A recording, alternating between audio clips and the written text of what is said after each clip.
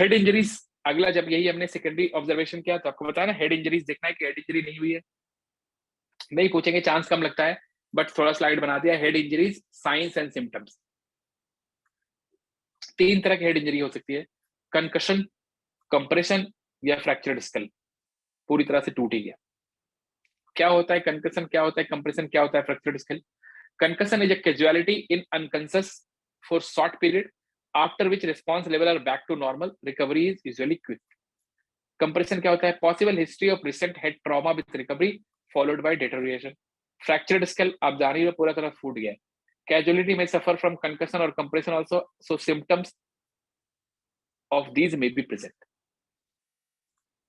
Short term memory loss, या आपका irritable हो सकता है, respond level deteriorate as the condition develop, bleeding, swelling और ब्रूजिंग ऑफ हेड हो सकता है, mild headache, severe headache, soft X cell feel like the scalp.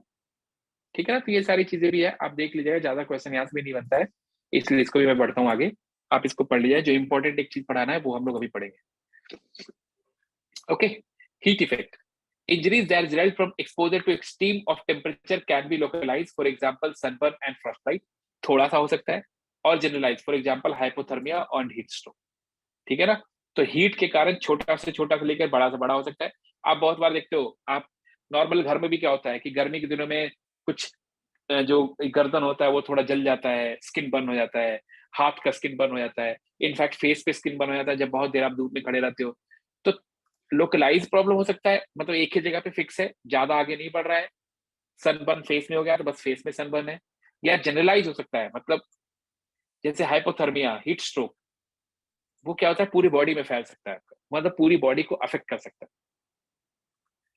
तो 2 तरह के हीट इफेक्ट्स हो सकते हैं। ये बहुत इंपॉर्टेंट स्लाइड है हीट से रिलेटेड, बहुत ध्यान से देखिए, इसके ऊपर मैंने क्वेश्चन भी बना रखा है, this is very very important, PP मतलब circular from DGMS. So we are studying DGMS Technical Circular Mamed 1 of 2015. बहुत ज्यादा इंपॉर्टेंट स्लाइड है, इसके ऊपर शायद पीछे साल भी क्वेश्चन पूछा है, वापस पूछ सकते हैं। तो सारी चीजें मैंने यहाँ पे ध्यान से लिखी है। Accident incidents due to exposure to high atmospheric temperature के को रिलेट करता है ये स्लाइड, ये सर्कुलर जो डीजीएमएस का नंबर मैंने लिखा है। Open cast mines during summer are most, ये सारी चीजें अब ये सारी चीजें डीजीएमएस का बोलना है। तो डीजीएमएस क्या करते हैं ना, सर्कुलर से डायरेक्टली उठा करके क्वेश्चन पूछ देते हैं। ठीक है, तो सेम टू सेम चीजों को ध्यान रखना है, ज्यादा मैंने एडिट नहीं किया है, कुछ जो फालतू चीजें उसे हटा दिया है। Open cast mines during summer are most vulnerable in this regard. In some cases, person got affected due to heat in underground mines also where ventilation was inadequate. तो डीजीएमएस का ये कहना है कि हीट का जो प्रॉब्लम है वो सिर्फ सरफेस पे नहीं बल्कि अंडरग्राउंड माइंस में भी आ सकता है। Heat stroke generally occur when the body stops adjusting to hot temperature by sweating and cannot keep up with the heat. बता ही दिया आपको कि बॉडी अगर रेस्पॉन्स ना करे, अपने टेम्परेचर को कंट्रोल ना कर पाए, एडजस्ट ना कर पाए हॉट टेम्परेचर को लेकर के, तो हीट स्ट्रोक का प्रॉब्लम आ सकता है। It is characterise by hot dry red skin that is warm or hot to touch and immediate medical attention is needed in such cases. Okay ये सारी चीजें इंपॉर्टेंट होती है। The other heat related disorders could be, ये जानना बहुत जरूरी है। हीट स्ट्रोक के बारे में तो डिटेल में हमने पढ़ा ही। डीजीएमएस का ये बोलना है कि heat related other disorders could be, number 1 is heat exhaustion. क्या होता है heat exhaustion? Heat exhaustion is caused by loss of large amount of fluid from the body. A worker with heat exhaustion continue to sweat, but their body cannot keep up with the heat. The worker may have a headache, fatigue, or flu-like symptoms. In most cases, worker need to rest, cool down, and drink plenty of fluid. Heat में exhaust हो गया, काम नहीं कर पा रहा, पहला काम एकदम होता है कि हीट से एग्जॉशन हो जाए, मतलब वो कोई प्रॉब्लम नहीं है, उस केस में आदमी को थोड़ा आराम कर ले, ठंडा हो जाए, पानी पिए, उसके बाद वो वापस नॉर्मल हो जाता है। तो ये पहला कंडीशन जो डीजीएमएस बोलता है कि हीट एग्जॉशन हो सकता है, हीट से रिलेटेड प्रॉब्लम। उसके बाद वो क्या बोलते हैं, सेकेंड प्रॉब्लम में भी heat cramps. Worker may suffer from cramps and painful muscle spasm. This happens when workers drink water to replace the fluid they lose from sweating, but don't replace the body loss of salt. बहुत ज्यादा important है। Drinking fluid with electrolyte replacement ingredients are recommended in such cases. Heat cramps कब होगा? अगर किसी को बहुत पसीना चल रहा है, बॉडी से वाटर लूज हो रहा है, तो आपने पानी तो बहुत पी लिया, ठीक है, लेकिन जो बॉडी सॉल्ट है वो मेंटेन नहीं हो पा रहा है, तो उस केस में क्या होगा? हीट क्रैम्प्स हो जाएगा। इसलिए देखो, बार बार आपको लोग सजेस्ट करते होंगे, बहुत सारे बड़े बड़े लोग बोलते होंगे आपको कि पानी में गर्मी के दिन में पानी में इलेक्ट्रोलाइट थोड़ा डाल के पीना चाहिए, सिर्फ पानी नहीं पीना चाहिए। Drinking fluid with electrolyte replacement ingredients are recommended in such case. क्योंकि सिर्फ पानी, बॉडी को सिर्फ पानी की कमी नहीं पड़ती है, बल्कि सॉल्ट की भी कमी हो जाती है, और वो काम कौन पूरा करेगा? इलेक्ट्रोलाइट पूरा करेगा। सो दिस इज हीट क्रैम्प, याद रखना है एकदम। Third term is heat syncope. Heat syncope is a fainting episode or dizziness that usually occurs with prolonged standing or sudden rising from a sitting or lying position. Factors that may contribute to heat syncope include dehydration and lack of acclimatization. ठीक है, तो heat syncope कहने का मतलब क्या है कि कोई आदमी जो है फेंट हो जाए कुछ समय के लिए, या बहुत ही डिजीनेस आ जाए। डिजीनेस मतलब कि वो काम, नींद आ रही है, काम नहीं कर पा रहा है, कॉन्सेंट्रेट नहीं कर पा रहा है, इस तरह की प्रॉब्लम हो सकती है। और ये होता क्यों है? डिहाइड्रेशन से होता है, एंड लैक ऑफ एक्लेमेटाइजेशन, मतलब जिसको आदत ही नहीं है बहुत ज्यादा गर्म इन्वायरमेंट में काम करने का। जून जून के महीना में आपने एक आदमी जो मान लो हेडक्वार्टर में काम करता है, आराम से एसी रूम में बैठा रहता है, आपने आप फेंट मतलब बेहोश हो गया, और क्या, फेंट मतलब बेहोश हो जाना। तो आपने एक ऐसा आदमी जो हेडक्वार्टर में काम करता है, एसी रूम में काम करता है, आपने मान लो कि ओपन कास्ट का ऑब्जर्वेशन करने भेज दिया, और वो 4 घंटे धूप में खड़ा रह गया, तो उसको आदत ही नहीं है काम करने की धूप में, तो उसको क्या प्रॉब्लम हो सकती है? हीट सिंकोप की प्रॉब्लम हो सकती है। एक्लेमेटाइज नहीं है वो कभी काम नहीं करता है इतने धूप में, इतने ज्यादा टेम्परेचर में, तो वहां पे भी प्रॉब्लम हो सकती है एज पर DJMS. Heat rash, heat rash is skin irritation, याद रखना है, रैश मतलब skin irritation caused by excessive sweating during hot humid weather। ये तो नॉर्मली लोगों को हो जाता है। घर में भी आप रहोगे, बहुत ज्यादा पसीना चलेगा तो हीट रैश हो जाता है, जो बताया था ना आपको, नेक कभी कभार जल जाता है, घमौरी आप बोलते हो, हिंदी में बोलते हैं घमौरी हो जाता है, so that is basically heat rash। Neurological effects, excessive heat may also lower mental alertness and ability to work। Workers in extreme environment may make more mistake and may have more injuries। So these are the conditions as per DGMS जो heat के कारण लोगों को हो सकता है। दोबारा मैं वापस आपको स्लाइड दिखाता हूं, बहुत इंपॉर्टेंट स्लाइड है। हीट स्ट्रोक के बारे में, हीट स्ट्रोक के बारे में आपको बताया। हीट स्ट्रोक में क्या होता है? बॉडी टेम्परेचर बढ़ जाता है, क्या क्या चीजें हो सकती है? सबसे ज्यादा डेंजरस कौन है? हीट स्ट्रोक डेंजरस है, और क्योंकि धीरे धीरे अब हीट एग्जॉशन हो गया, जिसमें बॉडी फ्लूइड के कारण कमी है। हीट क्रैम्प्स हो सकता है, मतलब हाथ पैर आपका दर्द करने लगेगा, पेट दर्द करने लगेगा। हीट सिंकोप, कोई आदमी फेंट कर जाए कुछ समय के लिए, या डिजीनेस सा हो जाए। हीट रैश मतलब स्किन थोड़ा जल गया। न्यूरोलॉजिकल इफेक्ट मतलब काम सही से नहीं कर पा रहा है, सोच नहीं पा रहा है, सोचने समझने की बुद्धि थोड़ी कम हो गई, इतनी गर्मी लग रही है, ठीक है। सबसे ज्यादा डेंजरस कौन सा है? हीट स्ट्रोक है, इसमें कौन सी बात है, ठीक है। अब बहुत सारे मैंने क्वेश्चन बनाए हैं, एक एक करके क्वेश्चन को सॉल्व कीजिए। स्लाइड को देखिएगा, ये स्लाइड, ये सर्कुलर डीजीएमएस का बहुत इंपॉर्टेंट सर्कुलर था। Okay, so read the question and try to answer it.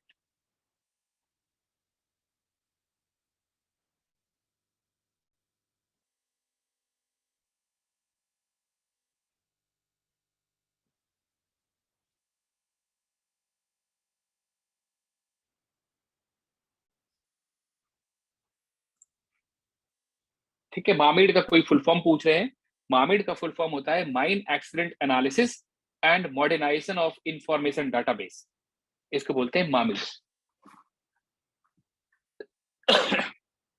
Okay, mine accident analysis and modernisation of information database.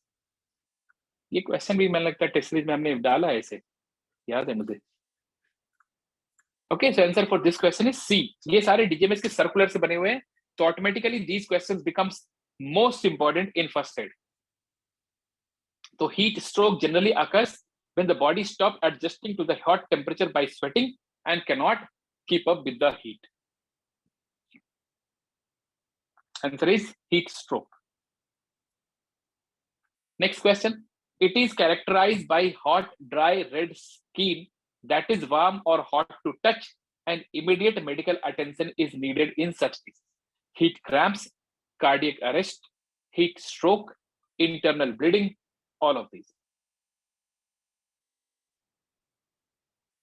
ये सारे क्वेश्चंस डीजीएमएस के सर्कुलर से है, so that is why these are the most important question जो हो सकता है आपको same to same word to word मिल जाए. Answer is again heat stroke. ये लाइन भी मैंने डीजीएमएस के सर्कुलर से ही लिया हुआ है. Okay, answer is again heat stroke. Next question. This happens when workers drink water to replace the fluid they lose from sweating but don't replace the body's loss of salt. Drinking fluid with electrolyte replacement ingredients are recommended in such cases. Heat cramps, cardiac arrest, heat stroke, internal bleeding, all of these.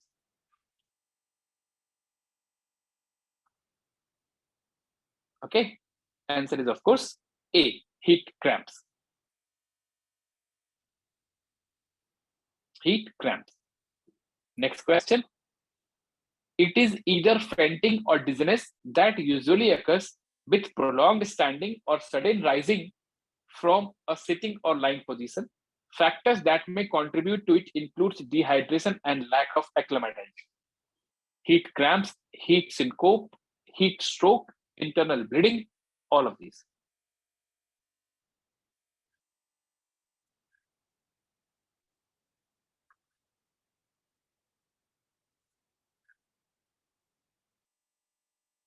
Okay, so most of you people are answering B, and B is the correct answer because this is the definition of heat syncope. Okay, move on to the next question. It is a skin irritation caused by excessive sweating during hot, humid weather. Heat cramps, heat syncope, heat stroke, heat rash, all of these.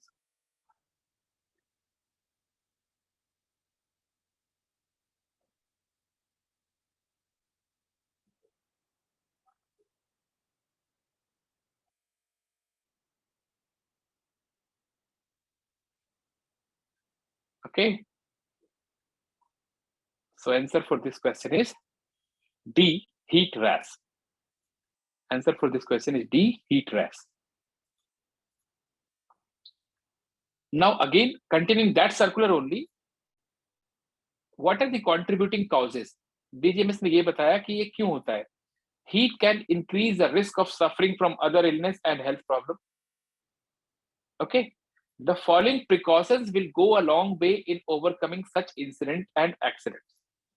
As per DGMS, these are the precautions that are to be taken to save workers and persons working in the mine from extreme heat problems. What are those? Number one, slowing down the pace of work should be allowed, especially if the worker feels even slight heat strain. अगर heat strain आ रहा है तो काम को थोड़ा धीरे धीरे करना है. Pace of work should be slowed down. Number two, rest areas should be located as near to the workplace as practicable. जितना नजदीक हो पाए रेस्ट एरिया नजदीक होना चाहिए. Ensure that adequate, these are the lines which DGMS has said in their circular. Okay. Ensure that adequate quantity of cool water and electrolyte supplements are easily available. In really hot condition, workers should drink at least a glass of water every 15 to 20 minutes as per DGMS. अगर extreme condition में काम कर रहा है तो एक worker को हर 15 से 20 मिनट में एक ग्लास पानी पीना चाहिए. Different schedules may be negotiated to let workers do the hardest work during the coolest part of the day. जो हार्डेस्ट वर्क है वो सबसे ठंडे वाले जो टाइम पॉसिबल हो उसमें करना चाहिए, शेड्यूल करना चाहिए.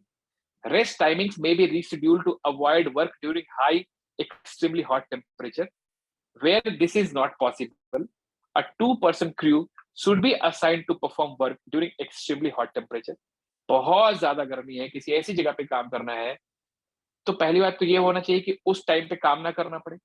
अगर काम करना पड़ रहा है तो 2 लोगों का क्रू हो जो ऑल्टरनेट करके कभी ये कभी वो कभी ये कभी वो काम करे। Ensure that worker do not enter work in an atmosphere having no ventilation or inadequate ventilation in underground mines. Underground mines में जहां वेंटिलेशन नहीं है या जहां पे inadequate ventilation है, वहां पे वर्कर को काम नहीं करने देना है। Worker must be made aware of the dangers from excessive heat and humidity and remedial measures. सबको ये बताना है कि भाई एक्सट्रीम टेम्परेचर से ये प्रॉब्लम हो सकती है, आपको इस चीज से बचना है, इसका ये रिमीडियल मेजर्स होता है। ठीक है, ये सारी चीजें जो डीजीएमएस ने बताई है वो सारी चीजें इसमें लिखी हुई है साफ साफ साफ। Read this. Heat can increase the risk of suffering from other illness and health problems. Which of the following is not a precaution suggested by DGMS? कौन सा प्रिकॉशन नहीं है जो डीजीएमएस ने सजेस्ट किया? Work should be completed as soon as possible if the worker feels even slight heat strain. Rest areas should be located as near to workplace as practicable. In really hot condition, workers should drink at least a glass of water every 15 to 20 minutes. Rest timings may be rescheduled to avoid work during high or extremely hot temperatures. Where this is not possible, a 2-person crew should be assigned to perform work during extremely hot temperature. Is all of these. आपको बताना है कौन सा precaution DGMS ने suggest नहीं किया है। Answer is of course ए, क्योंकि उसमें लिखा हुआ था कि जो काम सबसे ज्यादा डिफिकल्ट है उस काम को क्या करना है, स्लो डाउन करना है। वर्कर को अगर हीट स्ट्रेन आने लग जाए तो काम को धीरे धीरे करना है, उसको रेस्ट करने देना है। ठीक है, लेट्स मूव ऑन।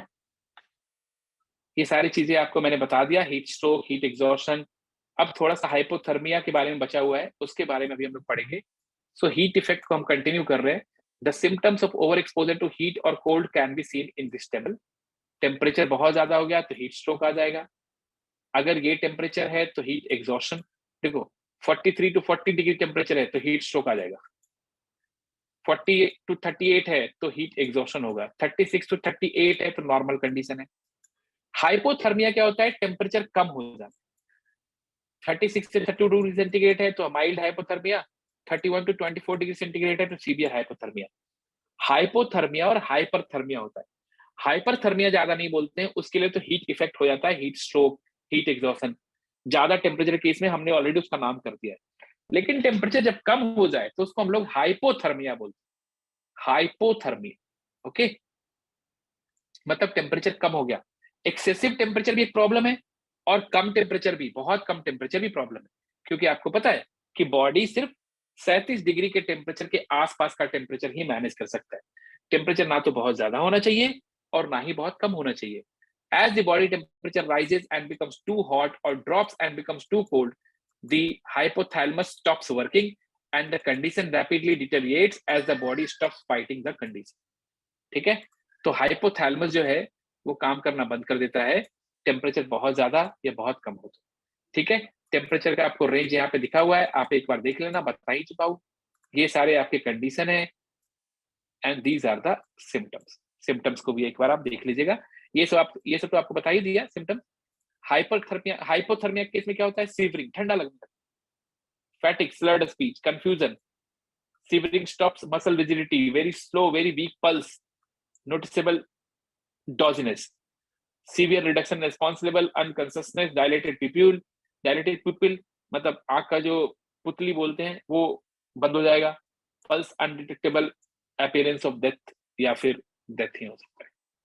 ठीक है, तो हाइपोथर्मिया मींस कम टेम्परेचर पे जो प्रॉब्लम आती है। हाइपोथर्मिया के ऊपर क्वेश्चन नहीं पूछा हुआ है, पूछ सकते हैं वो, इसलिए हाइपोथर्मिया का ट्रीटमेंट क्या है, if the casualty is unconscious, if the casualty is conscious.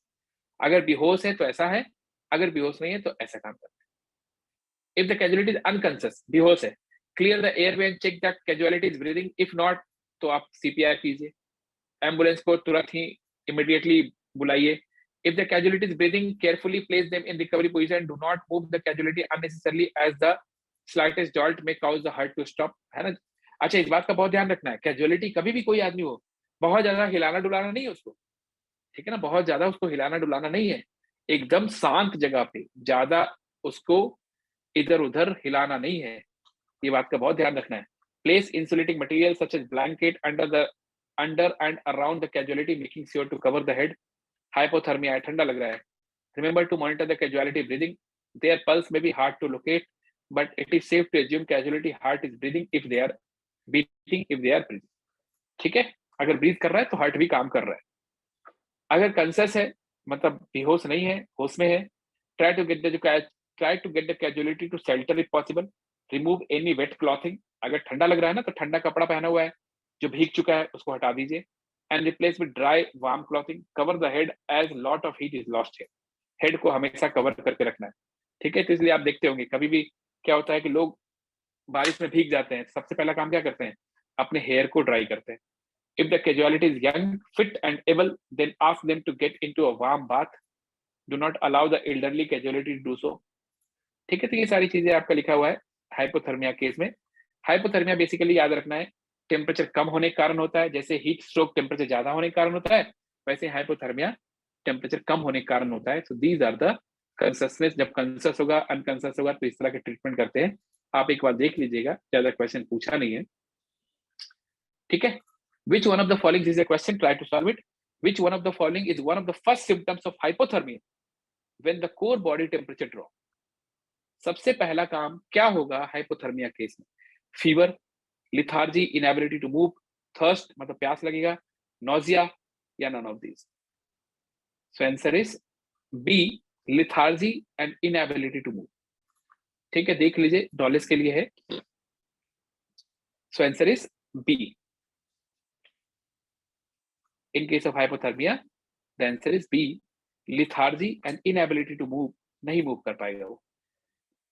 The next question, why do metabolic functions slow down or stop at low temperature? जब टेम्परेचर कम हो जाता है तो मेटाबॉलिक फंक्शन क्यों रुक जाता है, जान लीजिए इसको। The enzyme denature, the enzyme stop functioning at low temperature, excess enzymes are secreted, there are no substrate for the enzyme to work on, none of these। So answer for this question is B, the enzymes required for the various metabolic functions stop functioning at low temperature।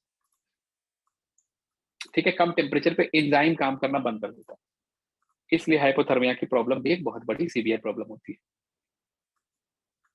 Okay, next question, when a person is found in the cold with hypothermia, what is the first thing that should be done? Call for help.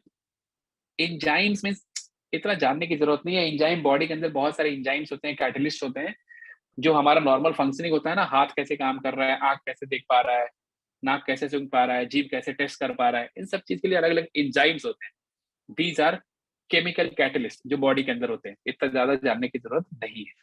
बाकी normal आपने enzyme का नाम तो सुना ही होगा। Okay, तो answer is for this question answer is B, when a person is found in cold with hypothermia, what is the first thing that should be done? Call for help. देखो यहाँ पे भी क्या है ना कि यहाँ पे भी अगर ऐसा क्वेश्चन आ जाए तो थोड़ा डिफिकल्ट हो जाएगा। कॉल फॉर हेल्प तो हमेशा देखो लागू होता है, ठीक है, बट जहां से मैंने ये क्वेश्चन लिया है वहां पे प्रोवाइड वार्मथ दिया हुआ है, इसलिए मैंने क्वेश्चन डाला भी है कि इस तरह क्वेश्चन आपको डीजीएमएस में एक आध मिल सकते हैं, इक्का दुक्का। You should be prepare to deal with that, you should be prepare to deal with that. Okay, तो यहाँ पे मेरे हिसाब से अगर पूछा जाए तो कॉल फॉर हेल्प भी आंसर हो सकता है, क्योंकि सबसे पहला काम तो आपको हेल्प ही कॉल करना है। बट जहां से मैंने क्वेश्चन लिया है that is a credible source, और वहां पे प्रोवाइड वार्मथ लिखा हुआ था, that is why I have kept the question here. Okay, heat exhaustion, what is the treatment? Remove the casualty to cool area, बता ही दिया आपको, हीट से रिलेटेड कुछ भी हो तो ये काम करने हैं आपको। Remove the excessive clothing and get them to lie down, give the casualty plenty of water, ठंडा कम करना है, सॉल्ट भी देना है, इलेक्ट्रोलाइट भी देना है, get medical advice even if casualty quickly recovers, if the casualty response level deteriorates place them in recovery position and dial जो भी आपका नंबर हो for ambulance immediately, treat the casualty for heat stroke if necessary. ठीक है, तो heat के बारे में तो आपको बता ही दिया, उस आदमी को पहले ठंडा रखना है, पानी देना है, ऊपर से आइस हो तो आइस से उसका थोड़ा सा टेम्परेचर कम करने की कोशिश करनी है।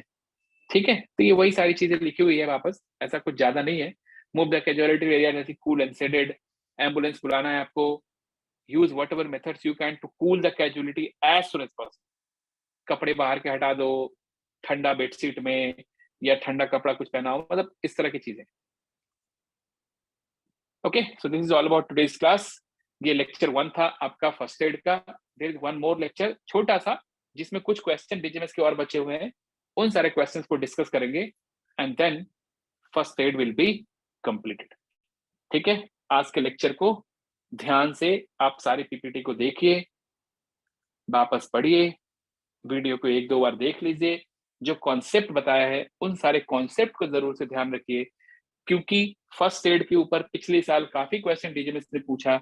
मुझे नहीं लगता है कि इस बार ज्यादा क्वेश्चन पूछेंगे, बट अगर पूछते हैं then you should be able to do that. Okay, anyways thanks a lot.